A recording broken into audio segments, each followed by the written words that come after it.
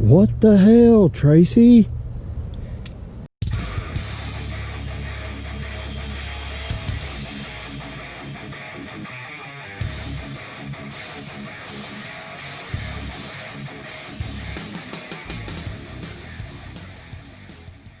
Hey everybody, welcome back to the channel. So after the last video, a lot of you guys had questions and I posted some pictures on Facebook and Instagram, and then we got even more questions. So what I want to do is kind of show you guys, just give you a little update over some of the issues that we had at the track in the last video there, and kind of show you what I've done about it, what I'm going to do about it. And then I want to kind of go over my Datalog and show you something that kind of surprised me when I pulled the Datalog from the nitrous run. And yeah, guys, this car is still going to be so much faster. You'll see what I'm talking about when we get to the Datalog part of this video. So to start off with, let's talk about the heater fan, because I posted a picture of the heater fan that I had cut up so that I could finally get some defroster in this thing, and some of you guys lost your freaking mind over it, so I'm going to explain a few things.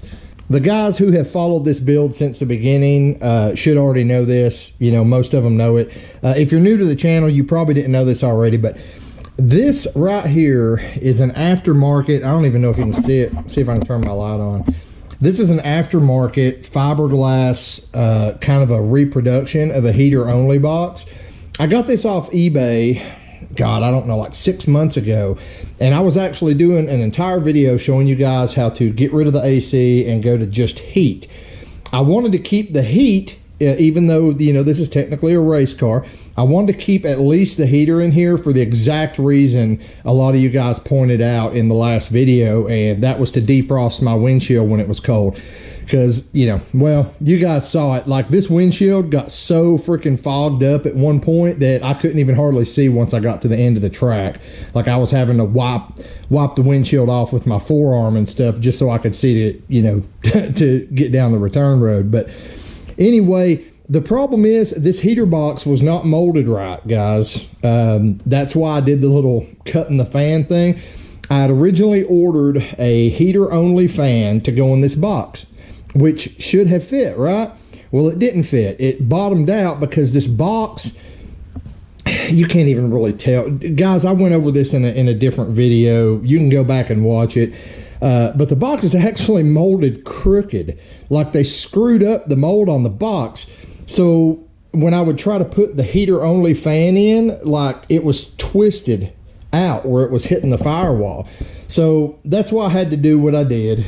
And for you guys who don't follow me on Facebook or Instagram, you really should. It's The Bad Luck Garage on Instagram, or the Bad Luck Garage Facebook group.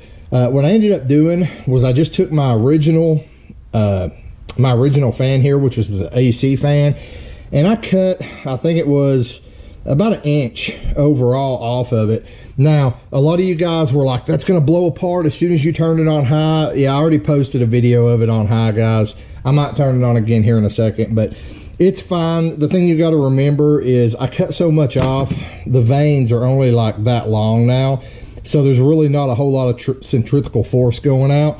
It is moving air pretty good though, so it should serve the purpose. We now have our heater back, and hopefully, you know, we'll be able to defrost our windshield, because, you know, this is Tennessee, one of the drag strips I go to. The main one I go to, English Mountain, they have races all year long. They let you test and tune all year long. So for me, the heater is a necessity to defrost the windshield, and quite honestly, just to keep it kind of bearable in here, because there's some days I go up there and test and it's like 30, 40 degrees out. So if I didn't have a heater in this car, I'd be hurting pretty bad. But the heater does work now. Unfortunately, like, my circuit board on my heater, it doesn't work too good. Basically, I have two settings. I've got like low doesn't work, I've got medium, and I've got high. That's all I've got. So, well, I'll just show you guys. So I'll turn it on. Let's see here. We'll go to vent or whatever and go to medium. Uh-oh, what we got going on here? Oh, okay, yeah, there we go. we got medium, and we got high. You can hear it's moving the air pretty good. Nothing's blowing apart. We're good to go, guys. Other than the fact that, like I said, the only two settings I have is medium and high. Low isn't working. It's probably just something burnt out or corroded on the back of that potentiometer there. Okay, the next thing I want to cover is the issue I was having with the bottle heater. I told you guys, I think the issue was these cheap China relays here. This is the one that came out. I marked it with a piece of tape so I would know not to use it again if I end up testing this and my theory proves true, and that was the issue. So basically what I'm going to do, I haven't done it yet, but I went ahead today. I dropped off the one bottle that was in here to get it full. So this weekend we will have a full bottle. I've got a bottle in here. It's got like 2.5 pounds in it. I weighed the bottle.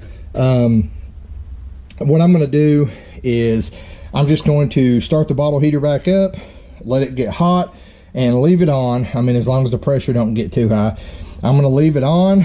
If it does not shut off, then I know I fixed the problem by changing to a different relay. If it does shut off, then at that point I'll take my multimeter here and I'll check the hot out coming out of this relay to the bottle heater. If I still have power coming out, then I know it's an issue with the bottle heater itself. If I don't have power coming out, then I know this relay's bad too. You know, it's something with the relay. And I've got a regular relay that I can throw in there, and I'll just have to put an inline fuse in instead of using one of these.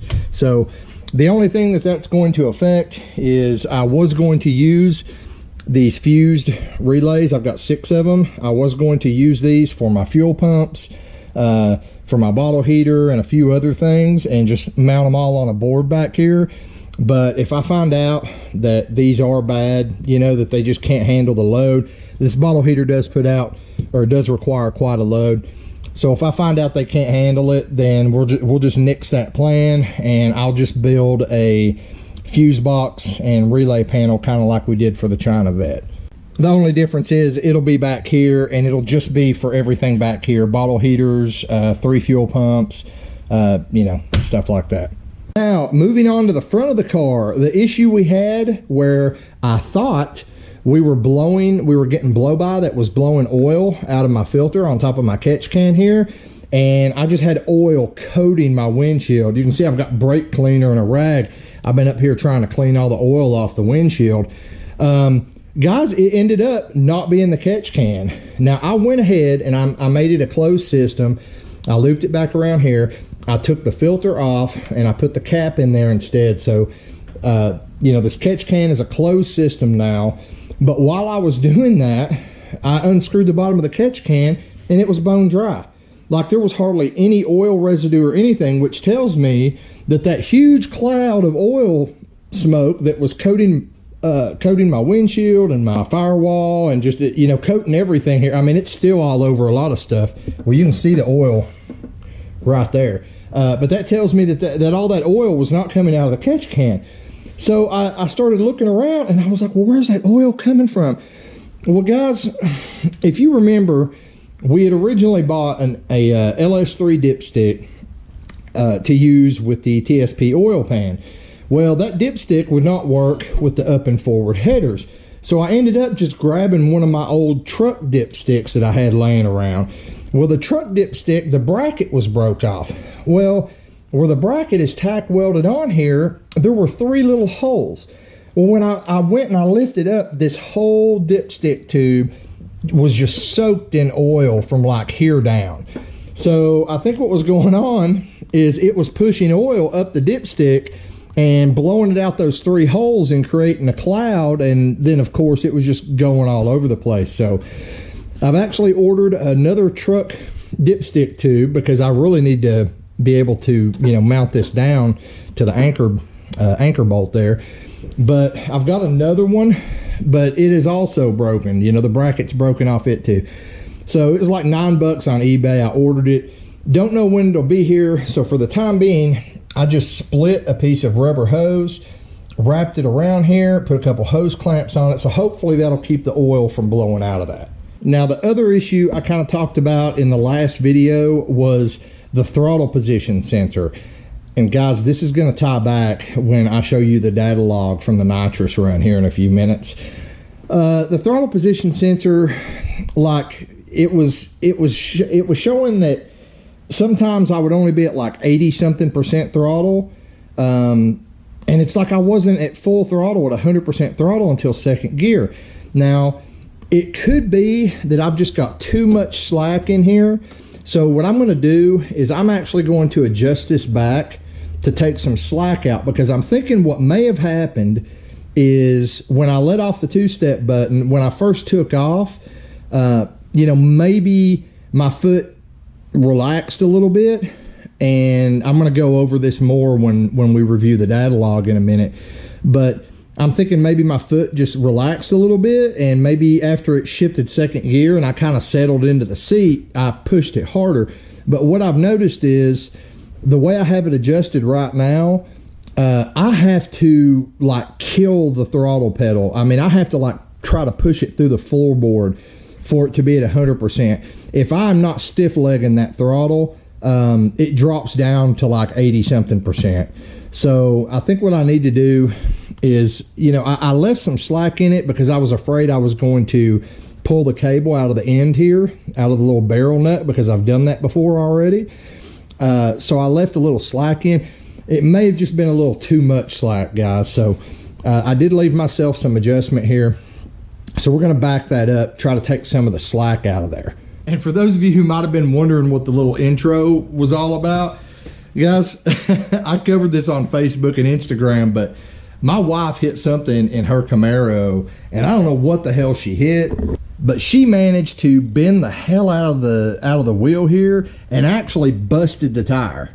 That's where the tire's busted, guys. Like, I mean, it doesn't look like a huge hole, but it actually is. Like, I couldn't put any air in it. The air was going out as fast as my compressor put it in. So I have no idea what, she doesn't even remember what she hit, guys. Not really relevant to what we're doing here, but I just thought I'd show you guys that, because I did make the comment in the last video that this race car here was the only vehicle in the driveway that was currently reliable and running right. Here's what's up, guys. I want to review this data log with you. The problem I have is I've been having some issues with the software that I normally use to do screen capture. And that's part of the reason I haven't really done any of the screen capture type videos like I used to do, because, well, I'm just having issues with it. I'm gonna have to find some different software, preferably some free software that I can use and that my editor will still allow me to edit. That's a problem I'm having, is for some reason all of a sudden one day the screen capture software that I've been using for years, it decided it was no longer compatible with my Windows Movie Maker that I use to edit these videos. So I stopped using it. So what I'm gonna have to do is I'm gonna have to try to kind of set the camera up where you can kind of half-ass see the screen, and I'll just kind of talk you through what's going on. But when I got home the other night, now I've got like a redundant data logging capability with this Holley stuff. The Holley Dash, it'll take data logs, but I have to reach up there and hit the touch screen and tell it to start recording. The Holley HP automatically stores a data log every time I go wide open throttle. Now, the data logs with the Dash, it stores them to a thumb drive, so it's really easy for me to just grab that. The problem I had was the other night, if you remember, I forgot to turn on my in-car camera on that nitrous pass, which was my second pass and my fastest pass of the night. Well, I also forgot to turn on my data logger on the Holley Dash. So I didn't have a data log of that run on the Dash, on the thumb drive, but I did have a data log of that run stored in the Holley HP. The problem is the Holley HP, to pull a data log off of that thing, it takes like forever, guys. I mean, one little 2-minute data log, it'll take like 5-6 minutes to pull that one data log off. So I didn't see that data log from the nitrous run until tonight. And when I saw it, I was like, holy shit, like this car went that fast with all that going on. And you guys are going to see what I'm talking about here in just a second. Like, I'm just going to, just spoiler alert right now, I'm going to go ahead and say, if things would have been working correctly, that would have easily been like a 6.8 pass. Easily. And you'll see what I'm talking about here in just a second. Okay, guys. So like I said, I don't really have any screen capture software that's working worth a damn right now. So I'm just going to try to hold the camera here. Hopefully you can see what's going on. You may not be able to see what's going on a cell phone, but if you're on your computer, you might be able to. Now, I want to start off by saying, I already told you guys in the video, like before we even made the pass, I was only on about 750 pounds of pressure in my bottle. Now, for you guys who don't know, nitrous, most systems work best between about 950 and 1,000 PSI bottle pressure. So if you're jetted for a 150 shot like I was, and your bottle pressure is only 750, it's, you know, it's not going to spray as much nitrous as it would if the bottle pressure was 1,000. So that 100 or 150 shot effectively becomes like 100, maybe at the most a 125 shot. So we already knew we were down on power on that run. But what I'm fixing to show you in this data log just shows that not only were we down on power, but guys, this car could have went so much faster on that pass. So what you're looking at right here, this is the beginning of the run. And well, one good thing about this is I guess I can kind of zoom in and I can just point to things. But anyway, you can see the red line here. This is our RPM, and we launch. Now, there is, let me switch over to nitrous, the nitrous data log here. Okay, you can see this purple line right here going straight up. That is the nitrous coming on, okay? So as soon as we take off, the nitrous is at 100%, all right? So like I said, effectively maybe 100 to 125 shot is what we're seeing. And you can see the red line right here. It comes up, that's the converter flashing, and it gets right up here to about 55, about 5400. Yes, the converter flashed to 5400. I told you guys this converter is really loose. So it flashes there. But what happens next is what's crazy. This purple line here is the nitrous coming on, right? So this purple line over here is the nitrous coming on. This purple line right here is the nitrous coming back down, shutting off. So what happened was, when I launched, the nitrous came on. Not even a half a second, like 0.3 of a second after I launch, the nitrous shuts back off. Now what you see happen right here with the RPMs, because I'm not producing all that torque anymore, the converter pulls the engine down. So I go from 5,400 RPM when I launch, and the engine lugs all the way back down to 4,800, and then it catches itself and I start accelerating a little bit, very little. The time right here, the time frame, I mean there's time stamps on this, I can show you up here, but the time frame between when the nitrous kicked off again and over here, this purple line, when it kicks back on again, is a full second, guys. So, and you can actually hear it in the video. If you go back and watch the video, I may play a little clip here, but you can actually hear when I take off, the car's like, blah, blah, blah. And like right about the time I get in front of, or almost to Tracy where she's holding the camera, you can hear the nitrous come back on again. You can hear the change in tone of the car.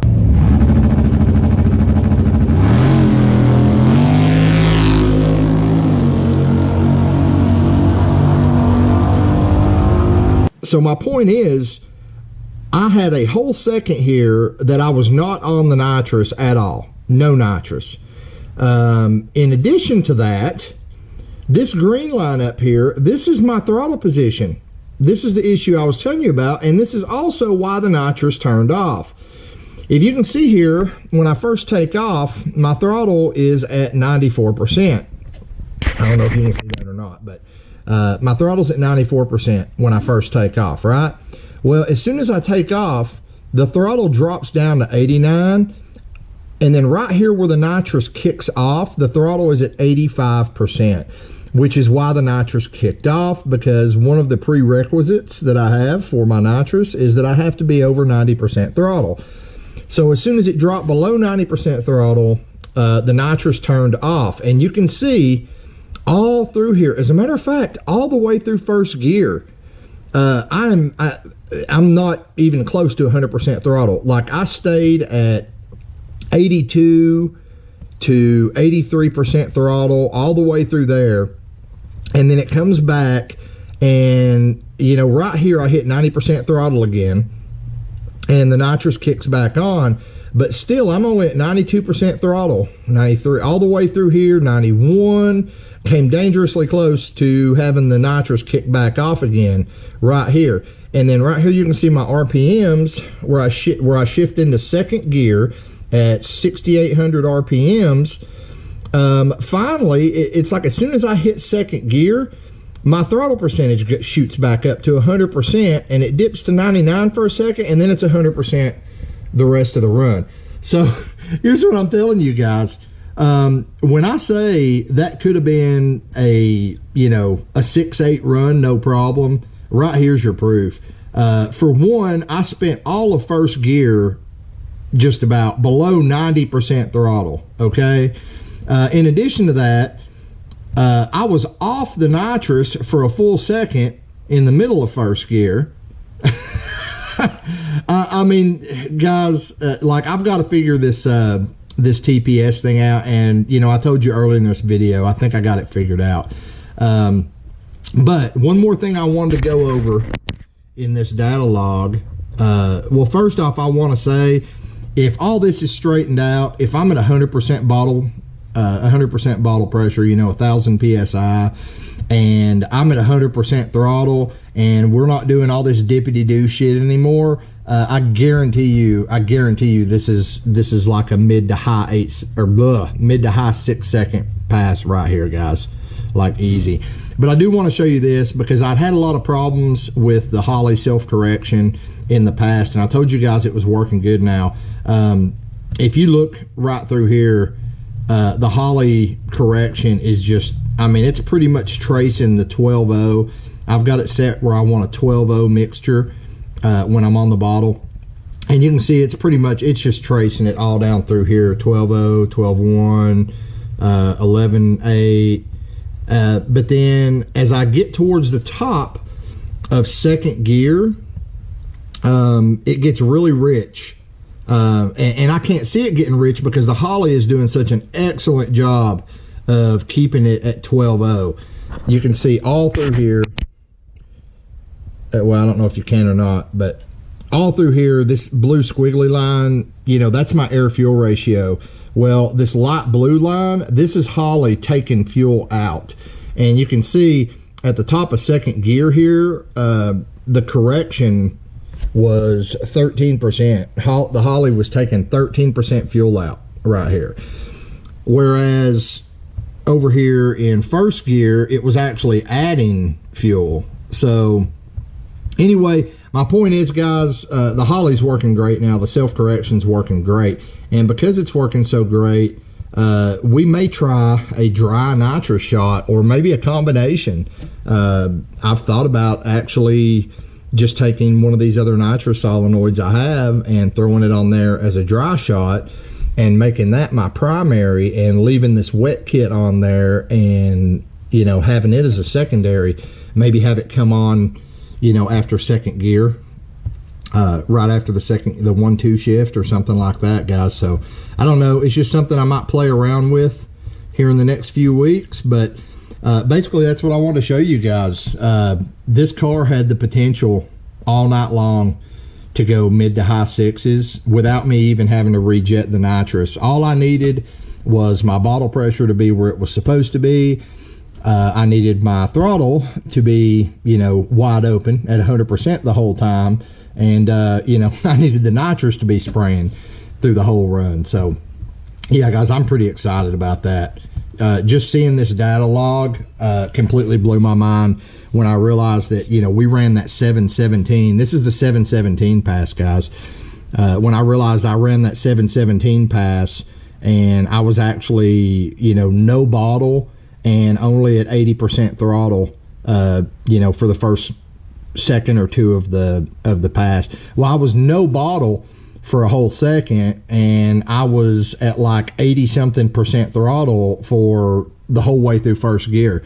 So yeah, guys, that 717 wasn't even close to what this car could have run on that pass. One more thing before I get off this data log. A lot of you guys have asked me about that cheap eBay Oasis 340 pump that I put on here, and you can see here, even at the top of second gear where I was spraying, this red line right here on the bottom, this is actually, can you see that?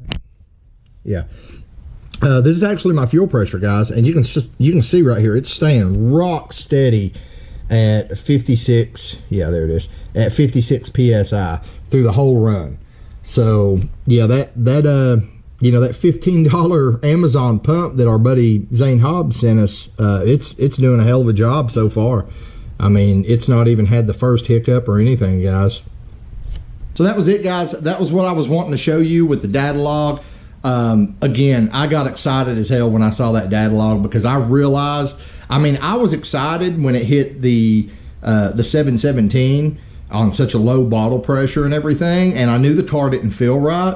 But when I saw that data log, and I saw like the kaleidoscope of all the crap that happened during that pass, and it still ran the 717, oh guys, I got excited, because I was like, holy shit, man, like that should have easily been like a 6.8 pass, maybe even faster. So anyway, guys, I'm gonna get off here. I'm talking your ear off, but I do want to let you know, weather permitting, we're going to try to get to the drag strip again this weekend, maybe Friday and Saturday, like I said, weather permitting. So we got our bottle getting filled. We won't have to worry about the whole running out of nitrous thing again this time. And when we go this time, we're looking for mid-6s. Like, we're going to do the 150 shot. If I get everything dialed in, you know, all the stuff that I just showed you on the data log, if I correct all that, that ought to get us well into the 6s, and then we're going to jet it up from there. So stay tuned for that. That's all I got for you right now. Thanks again for watching. Make sure you hit that subscribe button, then get out in the garage, get something done, and I'll see you next time here on Bad Luck Garage.